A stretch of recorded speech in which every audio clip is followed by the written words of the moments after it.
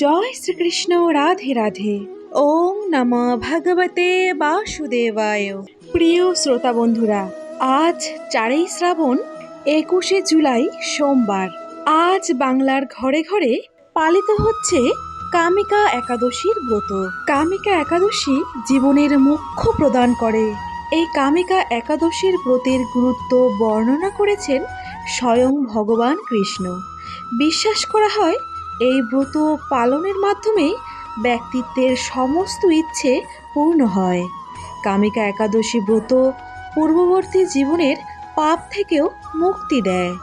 যারা নিজেদের পাপ সম্পর্কে ভয় পান তাদের অবশ্যই এই ব্রত পালন করা উচিত। পাপ থেকে মুক্তি পাওয়ার জন্য একাদশী ব্রতের চেয়ে ভালো আর কোনো দ্বিতীয় উপায় নেই। এই একাদশীর দিন ভগবান বিষ্ণুর পুজো করা অত্যন্ত লাভদায়ক।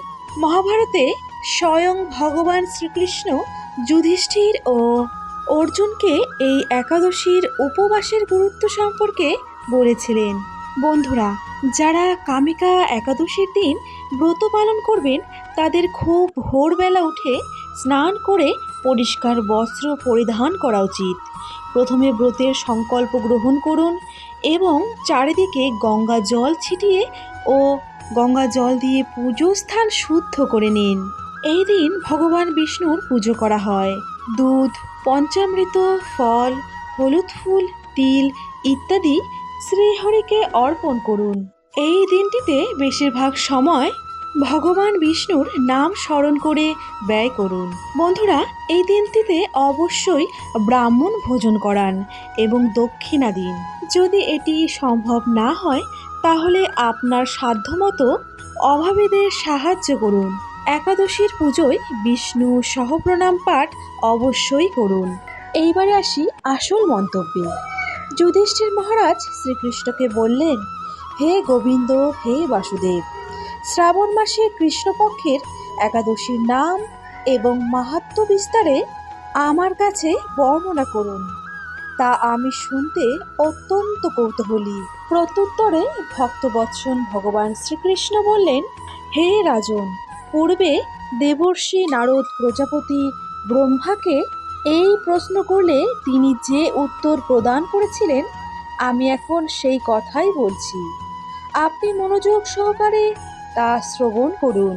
এক সময় ব্রহ্মার কাছে ভক্তশ্রেষ্ঠ নারদ জিজ্ঞাসা করলেন, হে ভগবান, শ্রাবণ মাসের কৃষ্ণপক্ষের একাদশীর নাম, এর আরাধ্য দেবতাকে, এই ব্রতের বিধি বা কীরকম এবং এই ব্রতের ফলে কি পূর্ণ লাভ করা যায়, এই সব সবিশেষ জানতে ইচ্ছা করি। হে কৃষ্ণ, কৃপা করে আমাকে তা জানালে আমার জীবন ধন্য হবে। শ্রী নারদের কথা শুনে ব্রহ্মা অত্যন্ত সন্তুষ্ট হলেন। তিনি বললেন, হে বৎস, জগৎজীবের মঙ্গলের জন্য আমি তোমার প্রশ্নের যথাযথ উত্তর দিচ্ছি, তুমি তা শ্রবণ করো। শ্রাবণ মাসের কৃষ্ণপক্ষের একাদশী কামিকা একাদশী, যা এই জগতে প্রসিদ্ধা। এই একাদশীর মাহাত্ম্য শ্রবণে বাজপেয়ীর যজ্ঞের ফল লাভ হয়। ভগবান শ্রীহরির পূজা অর্চনা ও অপরিমিত পূর্ণ ফল লাভ প্রদান করেন। গঙ্গা, গোদাবরী, কাশী, নৈমিষারণ্য ও পুরুষ্ক ইত্যাদি তীর্থ দর্শনের সমস্ত ফল একমাত্র কৃষ্ণ পূজার মাধ্যমেই কোটি গুণ লাভ করা যায়। সাগর ও অরণ্যযুক্ত পৃথিবী দানের ফল, দুগ্ধভর্তি গাভী দানের ফল, অনায়াসেই এই ব্রত পালনের ফল লাভ হয়। যারা পাপপূর্ণ সাগরে নিমগ্ন, এই ব্রত তাদের উদ্ধারের একমাত্র সহজ উপায়। এই রকম পবিত্র পাপনাশক শ্রেষ্ঠ ব্রত আর জগতে নেই। শ্রীহরি স্বয়ং এই মাহাত্ম্য কীর্তন করেছেন। রাত্রে জাগরণ করে যারা এই ব্রত পালন করেন তারা কখনো কোনো দুঃখ দুর্দশাগ্রস্ত হন না। এই ব্রত পালনকারী কখনো নিম্নজনী প্রাপ্ত হন না। কেশবপ্রিয়া তুলসী পাত্রে যিনি শ্রীহরির পুজো করেন, পদ্মপাতায় জলের মতো তিনি পাপে নির্লিপ্ত থাকেন। তুলসীপত্র দিয়ে বিষ্ণু পূজায় ভগবান যেমন সন্তুষ্ট হন, মণিমুক্তাদি মূল্যবান রত্ন তার মাধ্যমেও তেমন প্রীত হয় না। যিনি কেশবকে তুলসী মঞ্জুরি দিয়ে পুজো করেন, তার জন্ম জন্মান্তরের সমস্ত পাপ ক্ষয় হয়ে যায়। এই প্রসঙ্গে ব্রহ্মা বললেন, হে নারদ, যিনি তুলসীকে প্রত্যহ দর্শন করেন, তার সকল পাপ রাশি বিদূরিত হয়। যিনি তাকে স্পর্শ করেন, তার সকল পাপ মলিন দেহ পবিত্র হয়। তাকে প্রণাম করলে সমস্ত রোগ দূর হয়। তার জল সিঞ্চন করলে যম তার কাছে আসতে পারে না। শ্রীহরির চরণে তুলসী অর্পিত করলে ভগবতী লাভ হয়। তাই হে কৃষ্ণ ভক্তি প্রদানকারী, তোমায় প্রণাম করি। যে ব্যক্তি হরিবাসরে ভগবানের সামনে দীপ দান করেন, চিত্রগুপ্ত তার পুণ্যের সংখ্যা হিসাব করতে পারে না। তার পিতৃত্ব ও পুরুষেরাও পরম তৃপ্তি লাভ করেন। শ্রীকৃষ্ণ বলেন, হে রাজন, আপনার কাছে সর্ব পাপ হরেনি কামিকা একাদশীর মাহাত্ম্য বর্ণনা করলাম। এত অব যিনি ব্রহ্মহত্যা, ভ্রূণহত্যা পাপ বিনাশিনী মহাপূর্ণ ফলদায়ী এই ব্রত পালন করবেন। এমনকি এই ব্রত কথা শ্রবণ করলেও পূর্ণ হয়। শ্রোতা বন্ধুরা, যে এই মাহাত্ম্য শ্রদ্ধা সহকারে পাঠ অথবা শ্রবণ করবেন, তিনি সর্বপাপ থেকে মুক্ত হয়ে বিষ্ণুলোকে গমন করবেন। কামিকা একাদশী 2025 তারিখ ও শুভ মুহূর্ত।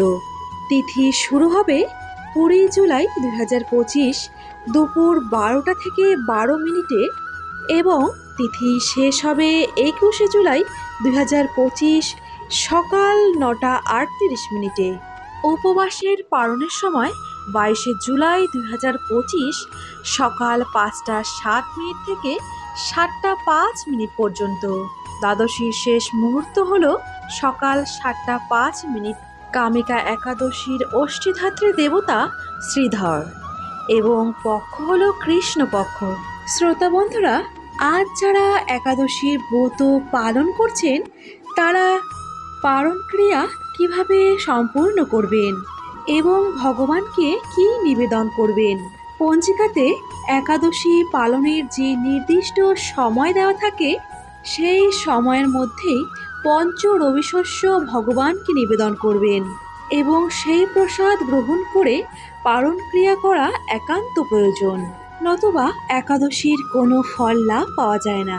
একটি কথা মনে রাখবেন, একাদশী পালন করা শুধুমাত্র উপবাস নয়, নিরন্তর ভগবানের নাম স্মরণ করা ও মনন্তর করাই মূল লক্ষ্য। পরনিন্দা, পরচর্চা, মিথ্যা ভাষণ কোনো কিছুই এই দিনটিতে করতে হয় না। শুধুমাত্র ভগবানের নাম সংকীর্তন করেই যেতে হয়। প্রিয় শ্রোতা বন্ধুরা, একাদশীর এই ব্রতকথা শ্রবণে আপনাদের যদি ভালো লেগে থাকে বা সমৃদ্ধ হয়ে থাকেন, তাহলে অবশ্যই ভিডিওটিতে একটি লাইক করে দেবেন। তার সাথে সাথে আপনার আপনজন প্রিয়জনদের কাছেও ভিডিওটি শেয়ার করে দেবেন। জয় শ্রীকৃষ্ণ। রাধে রাধে।